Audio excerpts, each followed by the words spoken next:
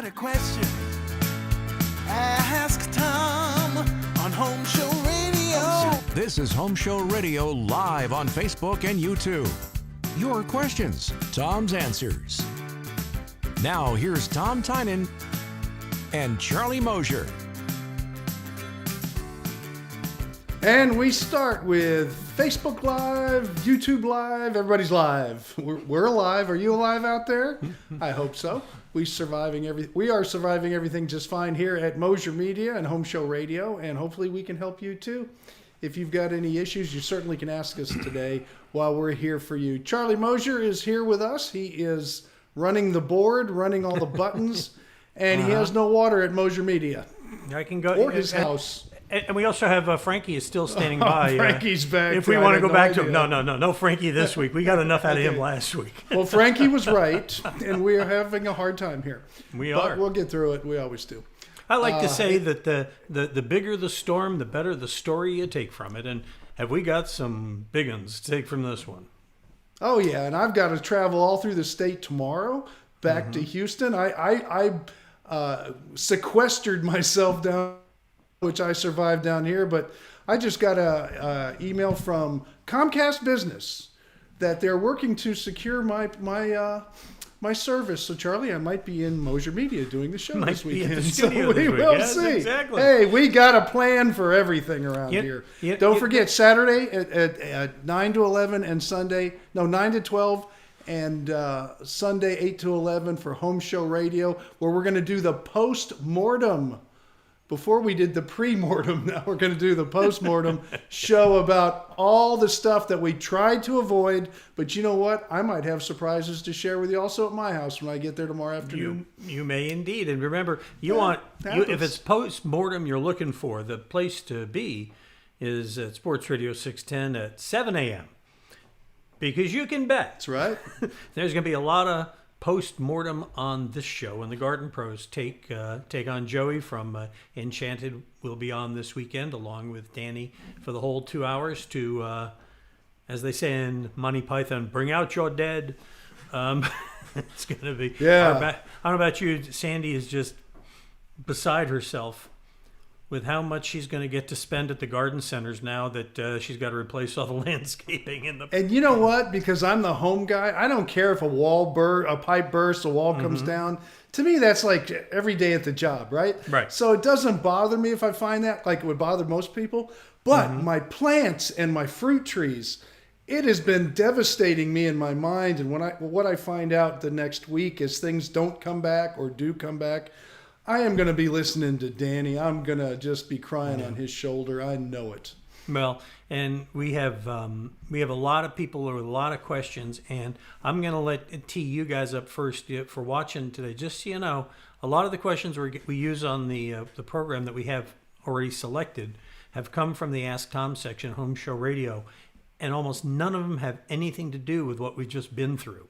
So we want to remind you that the way to get the answers you're looking for while we're doing this show today is to go ahead and put your questions in the comments section down on the bottom on Facebook or YouTube. Either way, they'll pop up on our magical little screen here, and we'll put them up, and Tom can address them for you, whether it's, why did you get a pipe burst, and what do you do, and what other things can we do to recover other than call the plumber and wait in line. And I want everybody to know that we talked about it all last weekend. Drain your pipes. Take care of your water softeners, your swimming pools. We did all that. And people have still had some comments saying, Tom, I thought I did everything, and there was one little thing here or one little thing there. It's going to happen. You can't always get 100%, but if you hadn't done a lot of it, it could have been a lot worse. So just feel good that you did what you could, and then you wrote it out. A lot of people did not expect the power loss we got. I think in my case, I had a generator. We had the gas. We didn't, from that perspective, on my case, it's okay. But a lot of people I know had generators, but the gas pressure went down. A lot of people didn't have generators. They dripped their pipes and they had icicles coming out of the house. So you do what you can do, but don't avoid everything. Something might happen. That's why we have insurance, and I already have my link in case I have a claim tomorrow to USAA. It just is part of owning a home. Here's what I know about your USAA insurance if you do file a claim. My Yes. claim number is lower than yours because we put ours in yesterday. Oh, did you put it in yeah, yesterday? yeah, Okay. you- I was you going to say, know, okay, yeah, I'm not there yet. I'll find out tomorrow. Confession is good for the soul, they say. And That's why you have insurance. And I pretty much followed all of Tom's instructions, pretty much, except for one little hose bib that I missed. And we turned the water on, and the water, Tom, we were lucky in so many ways with the way this happened, but we turned on the water, and we're happy. We got it all set. And Sandy goes into the master bedroom, and she's screeching like there was a wild animal in there. I come inside, and coming up the wall, a pipe has literally punched a hole. The water has punched a hole in the wall and is squirting all the way across the bedroom. Yeah. Wow. And so it's somebody forgot there's a hose bib on that corner of the house. So How many do you have, Charlie? we Hose have bibs. 1, 2, 3, 4, 5, 6. I know there's 6 Well, now. see, I forgot to tell you that when you had 5 and we have a freeze, one grows. And Well, so this you one had did. one grow you did not know about. We sprouted one. We sprouted one we didn't know about. Yes. Yeah. So It but happens. Anyway. You know Yeah. what? But now you know you have 6, so next Right. time you'll be better And off. it's- and, you know, But think of insurance- this. What if you hadn't drained them all? And what if you would have had 6 holes blasting my. all over the house? The insurance claim would have been much higher and your inconvenience would have been a lot worse. Exactly right. So if So you it have happens. questions, you have a challenge, you're wondering, how do you know it for sure? Like, I got a call from Zach who, does, if you visited our website before, Zach is the guy who's the brains behind all that. And he called me up and he said, Charlie, should is it possible that my cabinets are just sweating? No, Zach, I think you've got a pipe burst. And he went up yeah. in the attic, and sure enough, he had one look just like mine. And so he's got it off. And With a hole in Abacus, it? yeah, Abacus was at my house yesterday. They're going to be at his on Monday. They're going to be at Letha's on Saturday. So plumbers are going to be busy the next couple of weeks. So be patient. How long with did them. it take them to fix your pipe? Do you remember? Was it an hour, 2 hours, 3 hours, About 30 minutes. 30 minutes? Yeah. Was it that Well, quick? Well, The because pipe's usually number pretty one, easy to fix. That's what I'm getting across as. Well, Yes. number one, it was easy to find. It kind of said, I'm right Yeah, here. well- I'm right here. And the other part is it was right there on the wall. But I mean, I'm seeing people with water coming out of lamps and coming out of It does can tend to lights and come all that. electrical stuff. It Yeah, happens. So anyway. You know how just people will terrible. call me and they'll say you hear this tick, tick, tick, and you know you have a pipe that's leaking in your wall? That's not how a pipe leaks in a wall. How a pipe leaks in a wall under pressure is like Charlie's does. It comes out at you, so you'll know if you have a leak. It doesn't just tick, tick, tick. But it's a question I get quite often. And there's really, Tom, and let me just ask you, because this is a question I'm sure everybody's going to have here, is Sure. if you turn the water on, you get one. There's really no way to patch that or anything. I mean, you've got to turn the water off and wait for the plumber. Is that right? Or is there any kind of temporary fix you can put on one of those? For the most part, you're going to have to call a plumber. There are what they call a rubber boot, a Fernco fitting. But right now, or if it's plastic, you could cut it and glue a sleeve in it, which a homeowner can do easily. The problem is, and even Danny Milliken is on Facebook going, does anybody have 1/2-inch caps for plastic and a little glue? I can't find any at the store. You can't find any of these things at your home improvement stores or plumbing supplies. All the plumbing companies are sucking them up for good reason. But there is a little rubber boot with some hose clamps, and you can even take a hose, a garden hose, cut it, wrap it around, and put some hose clamps on there if you have them around your house. Most people don't have exactly what they need, but there are ways to patch it. Gorilla Glue is not the answer for those of you who are into Gorilla Glue for other Plumber's things putty too. ain't going to do it. Yeah, no. But right now, finding the parts and pieces, I think, is the biggest challenge for a lot of people. Mm-hmm. I'll tell you what something else the plumber told me when he came and fixed ours. He said that where it happened, he says, this is where they always happen. Where do you suppose it happened along the pipe? Let's see if you I can would guess. say a joint. No, it happened where the clamp held it to the wall. He says that's Oh. most of the times where I find them. And because ours, the quality construction... Wouldn't let it expand. Right, the quality construction of our house was... Okay, fine. I'm not going to get into Older. it, but Yes, that's fine. yeah, this is why if you build your own house, you want to be there every step of the way. You want to see what's behind that sheetrock because when you find it someday. But what they use these like almost look like a bent nail kind of thing that they attach to it. They put one this way and one the other way to hold it in. And he put this nice brass fitting around it that screwed on either side. And it seems like that was a much better way to do it. Hey, do me a favor, your microphone. Remember we talked last week, you need to move it over to the side a little because it's fishing for focus. You need to move it out of the shot a little more. But okay, let's get to the questions. I see. Yeah, Okay. Yeah. Okay. So let's go ahead and No get problem. to the questions. There's a little technical behind the scenes for you. Let me know kids. if I fixed it. I just moved it. If you're considering a career in broadcasting, you may want to watch this. It might change your mind. But anyway, so let's get to our first question. Our first question here from homeshowradio.com. He says, this one comes to us from, from Joe in Noonan, Georgia. It's kind of fitting. He says, my house is 1 year old and I have a gas water heater with a recirculation pump. He says, when I go on vacation, I like to turn the water off and I leave the temperature alone. Tom, you want to know, what do I do with the recirculation pump? Do I unplug it? Do I turn the temperature setting down on the pump? What do I do? I would definitely just unplug it. Don't use it at all. When you get back, plug it back in. For it to circulate in your house for no reason makes no sense.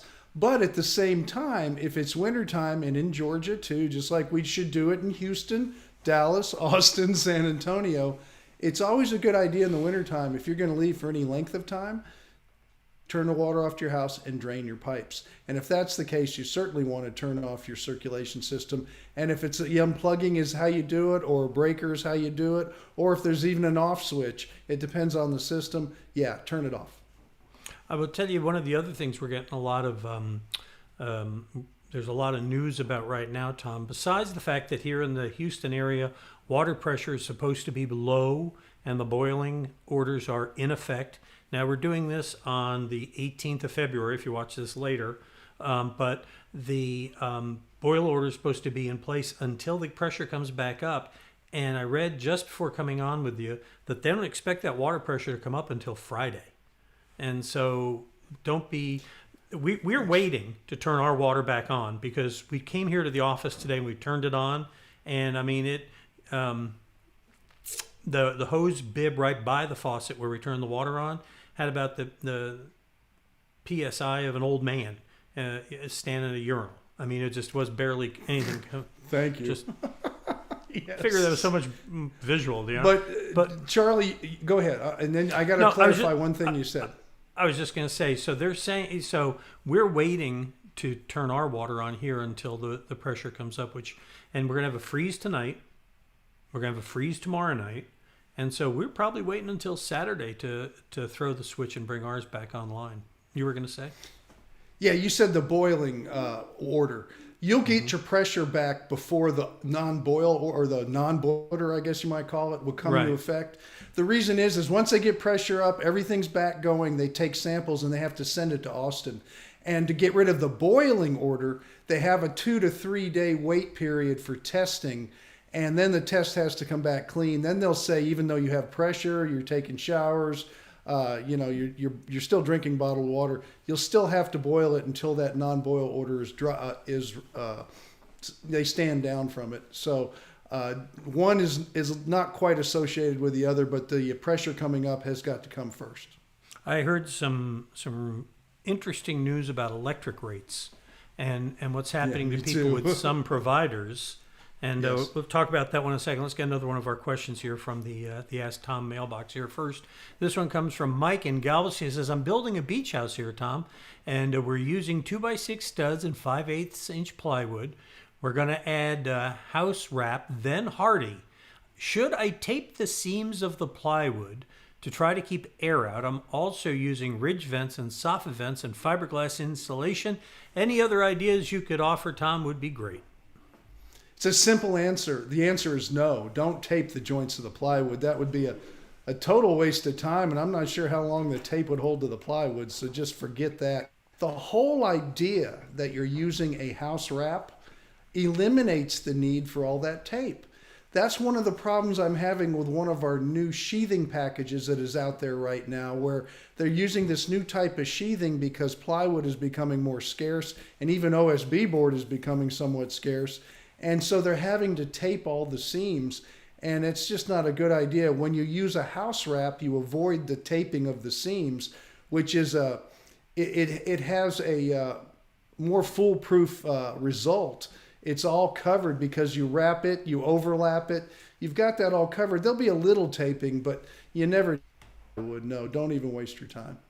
Yeah, I would think that would be, unless you're using that zip thing. I don't even wonder if that. Well, that's zip, what I was getting at. The zip thing. I hate to name it, but yeah. Well, the reason I mention it is by name is that people are going to, if they don't know for sure the one you're talking about, I imagine that one is so precise in how it goes on and the tape and all the way it goes on. I wonder, Tom, if that thing is even windstorm rated.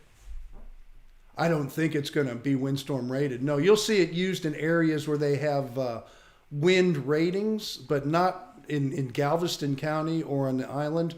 I would say with all confidence, and I haven't looked at it, and if I'm wrong, I'm sorry, but there's no way it can do that down there in the Galveston area. And when you have a coastal county, which is against the Gulf, they're under a whole different set of requirements than, say, in city of Houston, when they're just trying to do 110 mile an hour wind ratings. That's a little bit different for structure. Well, and even if it is, not everything that's passes may be something you want to use, and especially and you know what? if they're They're building seeing to it the in specs counties. you talk about.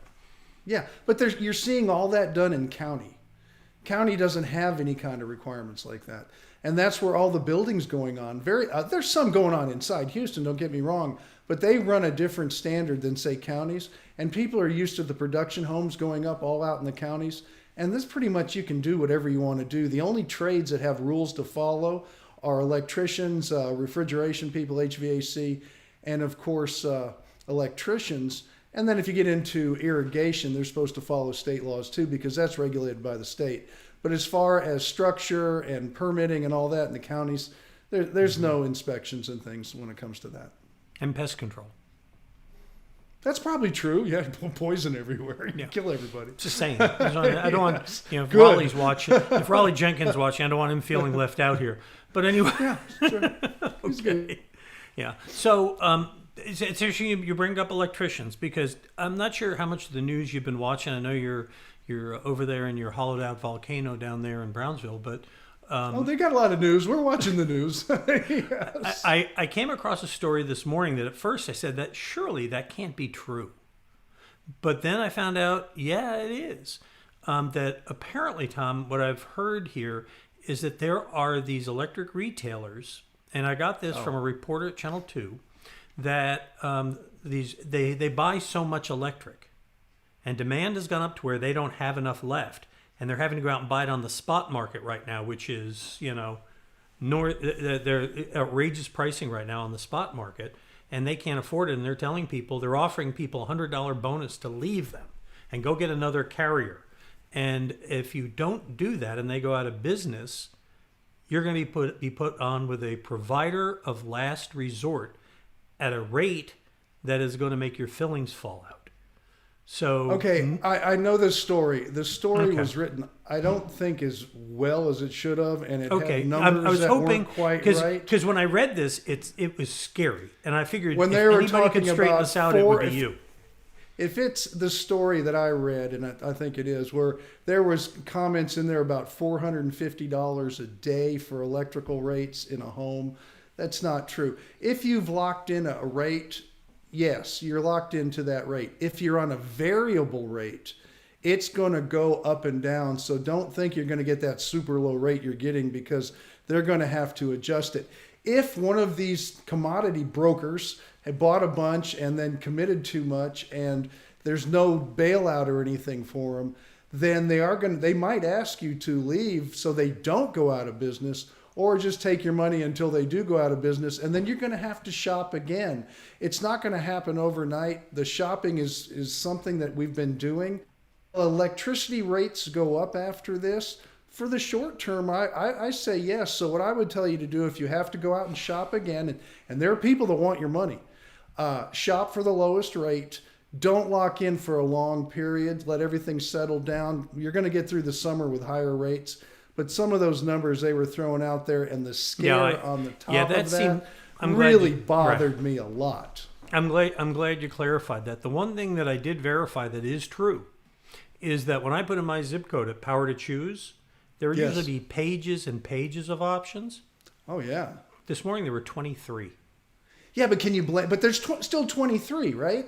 Because Yeah. there's companies that can handle this, and they want Right. the business right now. They'll give you short contracts, but at the same time, can you blame a company that doesn't know? They're not going to do anything right now, so they're not going to jump the gun. That's why I tell everybody, be patient right now. If any of this falls out, it will fall out 60, 90 days from now. If you want to reshop, if you want to stay on top of it, it's a good idea right now to go to powertochoose.org and just get used to what you're seeing. Go ahead and look at it every 3 or 4 days till we get through this. Wait for your next electric bill. See if you get any of these letters they're saying you're going to get. See if you get a $450 a day electric bill. That is not going to happen, and I don't want people to get scared. And that really irritated me when they were talking about $9 a kilowatt for charging a homeowner. 9 cents, 19 cents, maybe. $9, it's not going to happen. Nobody would buy it. The whole place would just crumble, and it's just not going to happen that way. But did we all learn a lesson in Texas? Do we know how important natural gas is now for this state? Even if it's on a backup, do we know how nuclear is still now very important and it's so much cleaner as at least a backup when the wind turbines, I'm down here in wind turbine land in Brownsville, they're all frozen, they're not turning. And yes, the solar fields down here, they're all full of schmutz, they're not doing anything. They're only 2% of our power source right now, the solar. That's just an experiment. That doesn't affect us. No, But yes, we need to keep these plants working. Yes. Check your numbers. Check Yeah. your numbers on that, Tom, because it's much higher than that. In fact, the Wall Street Journal. Not for solar. I'm talking For about wind, actual, it's 23. right. Go ahead. For wind, it's 23, and actually, that's capacity, right? And actual That's use. true. Capacity, yes. And actual use, because that's a slippery number. If You're you right. look at the actual production, before this happened, there was days when wind was providing 41% of the You're power right. in Texas. So no. you Yeah, gotta be but if you careful. can, but we still need the backup. Yeah, Because those numbers will fluctuate, and we need to be able to go 80 with natural gas or nuclear, not all at the same time. I mean, it'd be a little bit of everything. But it has to adjust itself, and they didn't allow any adjustment. They just assumed it was going to be fine, and they have wind in other places that are cold and frozen, but it takes a different type of generator to do it. Anyway, it's a good lesson for Texas, and I think we're going to come out shining on top of this when it's all done. And so it's unfortunate, but it is a good lesson. And coal. It was cold, wasn't it? No, I was coal. up at 6 No, this morning. I said- coal. no, I'm coal. sorry, coal. Yes. I'm saying coal. Because the places that still have coal power, I'm just saying. It's like it's natural gas. I come will from a freeze. coal won't- mining family. Yeah. Coal from won't Scranton, freeze. Pennsylvania, Just saying. Carbondale. You bet. My grandfather was a mule Scranton? skinner, and he ended up You're owning. a Scranton scrapper like Joe? My mother, my grandfather owned Northwestern Coal Company during World War II. He came over here as an immigrant with no education, started out as a mule skinner. I go in the coal mines way back, so my whole family does. I'm very familiar with coal. He owned a breaker. Do you know the Mule Skinner Blues, Tom? No, songs I don't know, but I know it's a job I wouldn't want to have, and he was No one kidding. son of a to do that kind of job. Mules don't like going into caves. Let's see if we get another question here. We got a few minutes left. Let's get another question here from Yes. our Ask Tom section, homeshowradio.com. This one comes from Pam. She's in the Woodlands. She wants to know what the best type and size of gutters are. Her house is in heavily wooded area. She says, I've stainless steel fine screening. Tried that with clips through the gutters. That was recommended. Another company says, go with the metal tops with holes in it. What's your advice on buying a gutter, Tom? Well, I think you need to go with someone who knows what size gutter you need. Now think about this. It's like going to a doctor and saying, okay, doc, I want so-and-so valve in my heart, not the one you usually use. No, you want the doctor to tell you exactly what you need. And that's the same thing with our gutter doctor, Jimmy, over at Custom Gutters. When he gets out there, he has options of sizes of downspouts, sizes of gutters from 5 to 7 inch, which is most people don't have 7 inch, or companies don't have access to them. He does. He is going to know exactly through his experience of 40 plus years of what needs to be done. So I am not going to sit there and say you need a 6-inch gutter with this downspout. Now, I might be right, I might be wrong. You might have a very unusual situation. You're getting different ideas from people, and some of them might be good, and there's not one answer for everything.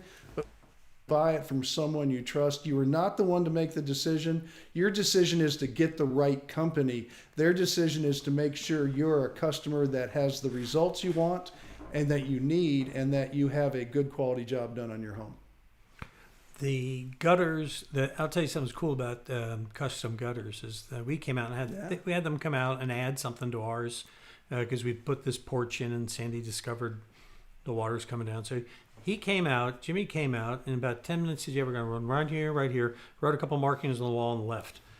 2 days later, guy shows up to the truck, whoop, seamless gutter, up, done, finished, and just a great job. So that's what you want. And goes for everything. That goes for electrical. It goes for foundation repair.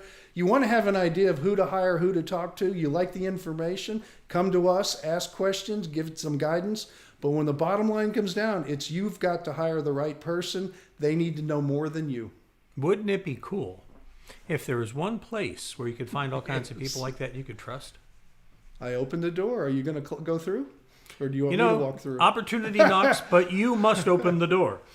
So, and here we go. You go to homeshowradio.com. Right there, click on the, you can scroll down. That's where you'll find everybody there on the home page. But if you click on that button up there at the top that says Find a Pro, you'll find that we've organized all our Home Show Pros by category.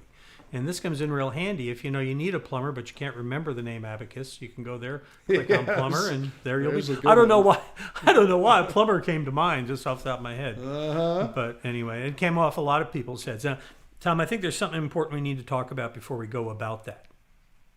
That the right now the waiting line. I'll give you an idea. You know, one of the things the company does, the rest of the company over here does, we provide a chat service for contractors around the country. This, the live chat on there, we provide that service for them. And this weekend, Abacus will get, 100, 200 chats on a weekend. This weekend, they received over 1,500. And so that means that you're going to be waiting in line wherever you go. And just be prepared for that. You can't expect that any kind of yelling or screaming or anything else is going to get you any faster service. And the people who you want to have come to your house are the ones who are worth waiting for. Would you agree with that? Oh, absolutely. If I get home, like I said, I'm driving back to Houston tomorrow. The big thing is to check my house. And there's a good chance I'm going to call them, get online. We're going to have to adjust the people that live in my house, Sandra and I. And we're going to have to decide how we're going to handle this. And do we go somewhere else? Do we come back to Brownsville? I mean, I'll have to for work, but it's just you have to wait for the good people.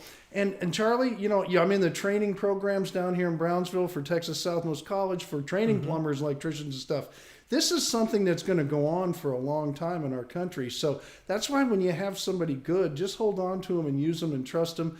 Because we're going to get a lot of influx of people who don't know what they're doing, call themselves plumbers, don't follow the rules, regulations. You got to have somewhere to go. And when you find someone good, there's a loyalty you have for that person. And they'll have that loyalty to you too, because you are a good customer. They want to take care of you. It's never the price you want to pay. It's the price that's the going rate, and it's not going to be cheap. But if the work is good and you can go on with your life and do what you need to do, it's going to be better. So just to wrap up here before we head out for the day, Tom, I want to cover a couple things. Number one, remember to boil in Houston. Remember to boil the water till they tell you not to. Right? Makes sense. If you drink it. I wouldn't boil it and take a shower out of it, but if you drink it or cook with it, yes. Right? Yeah, that's a good point. Yeah, let's not boil everything. I'm trying to figure. Like in our house. Yes. In our house, we're taking those wet wipe showers because we have no water, which is exciting, which is why I'm not shaved, because I'm not shaving until I have water in my house again. And so this Well, give in you the an idea. Texas State Guard, when we get deployed, we do those showers too, by the Yeah, way. yeah, it's pretty. Yes. Yeah, and I tell you And what, we like them. yeah, and I'll tell you something. And men, we know that we're a little more flexible than our brides on that matter. But anyway, but anyway, so that's the one thing. Boil till they tell you not to. Understand and conserve your electricity because it's still a dicey topic in Texas. You know, there's no need to have all the lights on. Let's be kind to everybody else. Let's turn everything on. It's on. No, Yeah, let's, oh look, let's make sure every light works. Anyway, you'll be and okay. then and Everybody what else? will be okay. And what else, Tom? What about? Is there anything else that people should be thinking about right now before coming off of this thing and getting back to normal? No, it's as if we had any kind of other, if you just had a roof leak that caused damage, if your water heater one night sprung a leak in the attic, it caused it. It's just a matter of lining up the people. I want to make this really clear because I'm seeing a lot of people talk about how they don't have the money and this and that. If you're a homeowner and you have homeowner's insurance, the first thing you do if you've got a major repair is call your insurance company. That's another list you have to get on. And a lot of people say, well, that's the last person they call. It's if I find a problem in my house tomorrow that causes damage or caused damage, I don't think I'll have any, but if I do, my first call is to USAA and say, hey guys, I got some stuff here. I'm going to call plumber. I'm going to do due diligence in eliminating any more damage. But I want an adjuster out here as soon as you can get out here. And they're on the roads right now. Trust me, they are ready to hit the streets. We actually called because we knew we were going to sit on hold for a while when we called Abacus, but and actually I left a message. So I'm leaving a message on one phone. Sandy's on her others to USAA. And while she was sitting here having lunch with me right before the show, the guy called her back and they're sending the adjuster now for us. So that's another good point to remember. Before we do leave, Tom, cover that real quick because I've heard you talk about this before. What the insurance is going to cover, what it's not going to cover. As far as that goes, if your coverage is solid, you've been paying your bills and they send an adjuster out, the coverage will take care of the damage. Let's say you have a pipe burst and it splits 5 feet of pipe. You're going to pay to have all the pipe fixed out of your pocket. All the damage that was caused, the sheetrock and that kind of thing, that's going to be part of your insurance. We'll have a deductible. My deductible's high because I got a 2%er. So it's going to be up there. I got to have some real damage. And you got to make sure that you understand that too because there will be money out of pocket. They don't waive deductibles.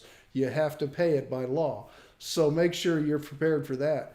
But as far as that goes, any damage, that's floor covering, cabinets, that's the big stuff that gets hurt with these kind of things. Fixing the pipe it is usually pretty simple. It's getting to it, ripping cabinets out and stuff. That's no good. Wood floors that are all buckled, that's all covered with your insurance. And if you have a lot of sheetrock repair, if it's just a small one, you might not want to call a claim. Just call Rudy and pay him the money due to fix it, but because it's going to be under your deductible anyway. But if it's a big one, that's what they cover. Well, ours is going to cover because she was talking to him and says it's going to sheetrock the floors, probably our bed because it got pretty soaked. We had a TV that we had moved over into that corner that just happened to be literally, it normally wouldn't have even been there, and it was there and it got the water, and so there's going to be a lot of that. But the good news is you got the insurance.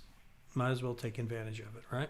But the important thing is you call your adjuster first, and don't try to think, oh, I'm going to get them and I'm going to put all this money in my pocket and I'm buying a new TV. Do that with your stimulus check. Don't do it with your insurance money. Fix your house. Yeah, absolutely right. Because one of the things he says, well, did the water just come out of the wall? And Sandy was like, yes. I said, no, it didn't just come out of the wall. Because the first thing that happened was when that pipe broke, it hit that sheetrock and it bore a hole in that sheetrock. Did the sheetrock come out of the wall? Right. And then, Tom, there's a piece of sheetrock sitting on the other side of the room where it shot through. But the thing is, the water built up inside that wall before it came out. And when I turned the water off, it was biddling down the. So I went outside and you could see the water along the line of the foundation where it was coming through. Yeah. So, I know they're going to open up that wall and find all kinds of other stuff, but that's just what happens. That's, as my daddy says, if you can't pay the dues, don't join the club. So you own a house, and that's part of the deal. So what's wrong with that picture? Now you have no pressure. When you turned it on, you had lots of pressure. Think about that. it would have just dripped for about 5 days. Oh, I know. 20 pounds. I was like, So, and Sandy, this one was ready to go. It was, yeah. Well, I'm looking can't forward to wait. my experience tomorrow, and I will share it with everybody on Saturday at 9 o'clock, whether I'm doing the show from my house or for Mosier Media. It depends, but we will be on the air this weekend, Saturday from 9 to noon and Sunday from 8 to 11. And I'm still waiting to hear from Danny on Saturday from 7 to 9 before my 12 o'clock show, because I got going to get a whole earful for me, I bet. I might even call on his show, depending what I find tomorrow. and if you want to get your questions on this program, all you got to do is go click on that blue button, the Ask Tom button at homeshowradio.com. You can fill out that form and send us your question, or you can send us a video, send us pictures, we'll answer them. Tom and I post a new Ask Tom video every day at homeshowradio.com, our Facebook page, and our YouTube channel. And if you're watching on YouTube, you give us a thumbs up. We'd really appreciate that. If you want to subscribe and click the bell, you'll find out when we post new ones. If you're on YouTube, you know what I'm talking about. All right, so that's it for this week. We will see you again next week, and when I'm sure that we can't wait to hear what Tom found when he got home. Yeah, me neither. We'll see you guys next week. Got a question. Got a question. Ask Tom on Home Show Radio. Home Show Radio. Free advice from a pro who knows. Home Show Radio. Home Show